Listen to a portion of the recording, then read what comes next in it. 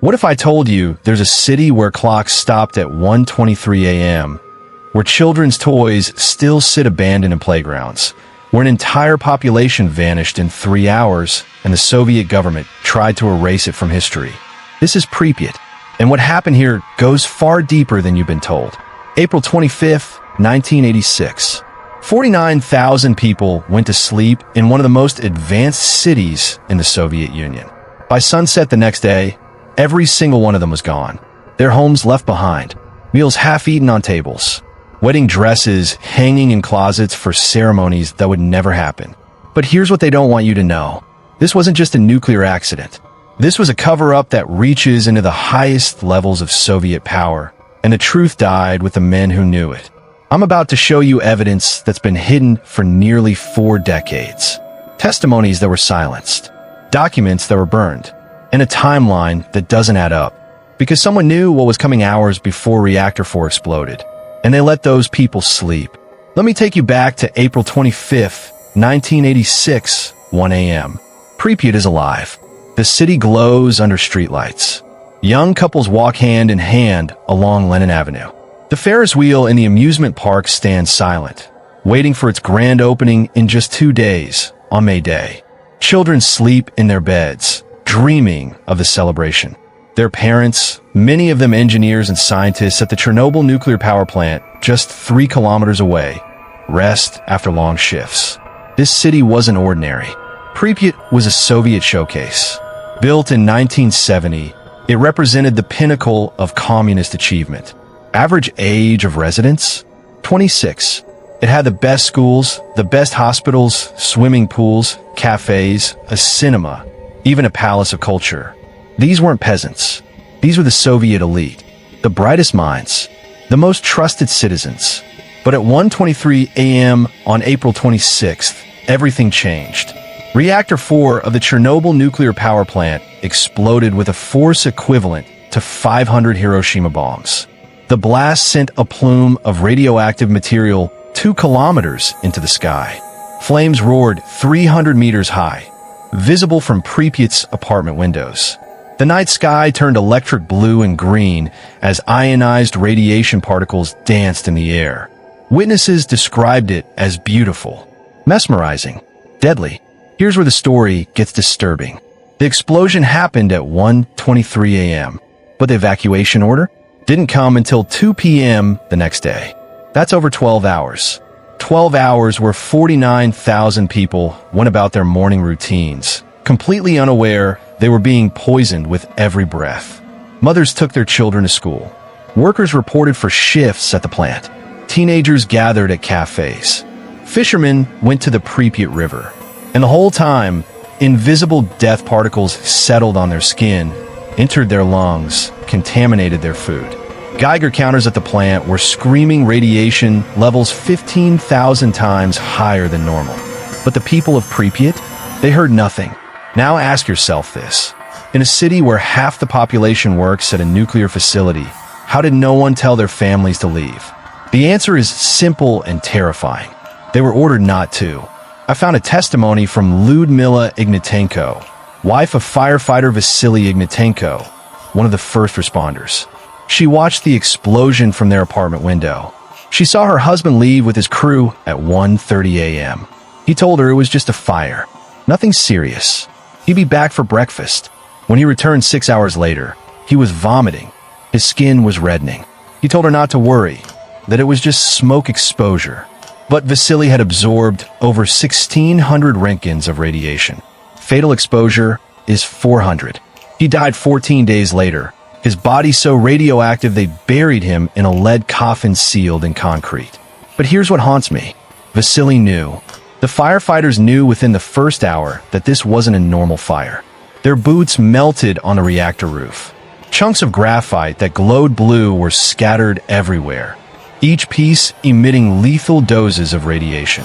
They radioed back to command describing the reactor core exposed. Yet no alarm was raised in the city. Why?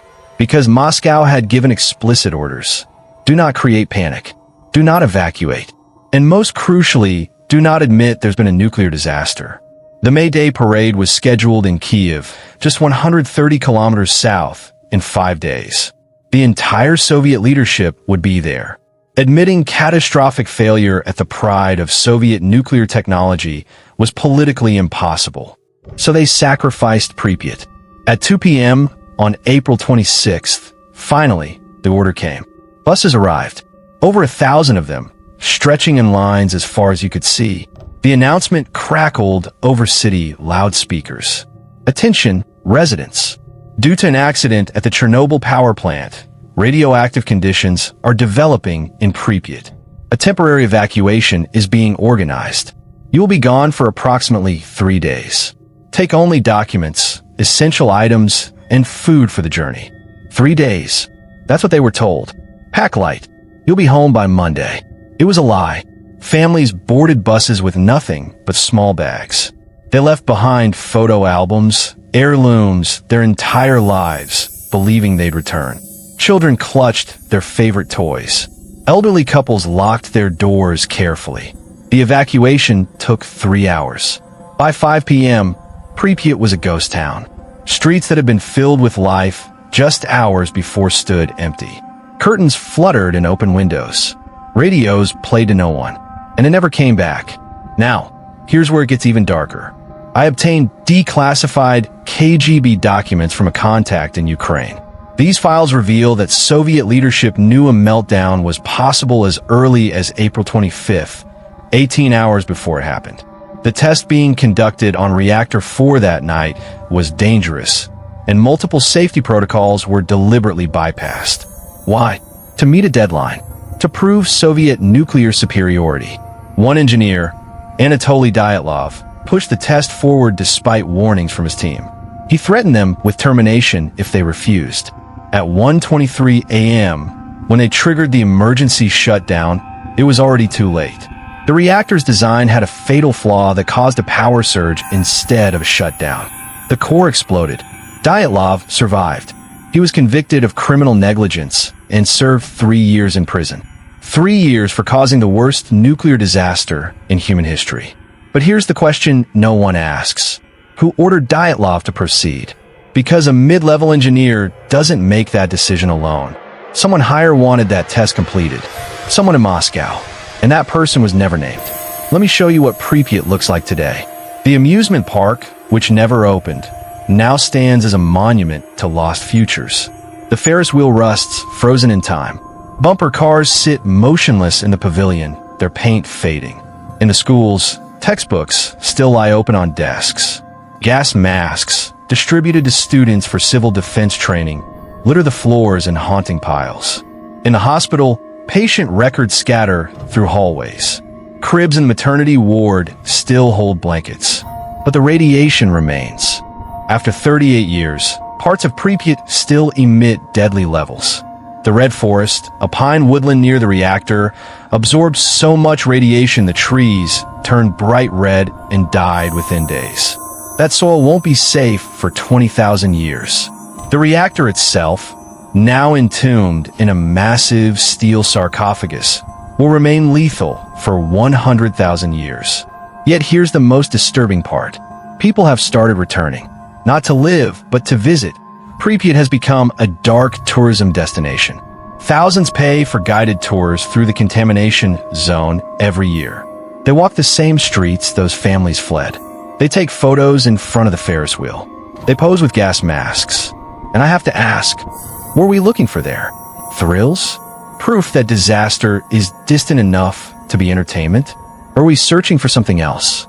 Evidence that our own governments might do the same thing to us? Because here's what terrifies me about Pripyat. It wasn't the radiation that killed this city. It was the silence, the lies, the decision by people in power that protecting their image mattered more than protecting human lives. 48 hours after the explosion, while Pripyat lay abandoned, the Soviet government still denied anything serious had happened. It wasn't until radiation detectors in Sweden picked up the contamination cloud that Moscow admitted there had been an incident. An incident? That's what they called it. The official death toll from Chernobyl is 31. Mostly firefighters and plant workers. But that number is a fantasy. The World Health Organization estimates the true death toll, including cancer cases over the following decades, could be as high as 40,000. Other independent analyses put it higher, 60,000, 90,000. We'll never know the real number because the Soviet Union destroyed records, silenced victims, and classified everything. The families of Pripyat were scattered across the Soviet Union, forbidden from discussing what happened. Children who absorb radiation developed thyroid cancer at rates 20 times higher than normal. Many are still alive today, living with the consequences of those 12 hours they spent breathing poison while their government stayed silent. But here's the final twist. Something I discovered recently that made me question everything. In 2022, during the war in Ukraine, Russian forces occupied the Chernobyl exclusion zone. Soldiers dug trenches in the Red Forest, the most contaminated area on Earth. They camped there for weeks, many of them unaware of the danger. Reports emerged of acute radiation sickness among Russian troops. They were evacuated, and the truth was buried again. History repeating itself. Soldiers sacrificed because someone decided the mission mattered more than their lives. Just like the people of Pripyat. So what's the real story of Pripyat? It's not just about a nuclear disaster. It's about what happens when governments prioritize control over truth. When saving face becomes more important than saving lives. When people are treated as expendable. Pripyat stands frozen in 1986 as a warning. Those empty streets, those abandoned homes, those toys in the playground waiting for children who will never return, they're asking us a question. Would your government tell you the truth? Or would they let you sleep while the invisible danger grows? And here's what I can't stop thinking about. We have nuclear plants all over the world. Aging reactors, budget cuts, safety inspections skipped. When the next disaster happens, and history suggests it will we evacuate in time? Or will someone decide that panic is worse than poison? Pripyat didn't die from radiation. It died from silence. And silence is still the most dangerous weapon a government can use against its people. The clock stopped at 1:23 a.m. on April 26, 1986. But the lies? Those are still ticking.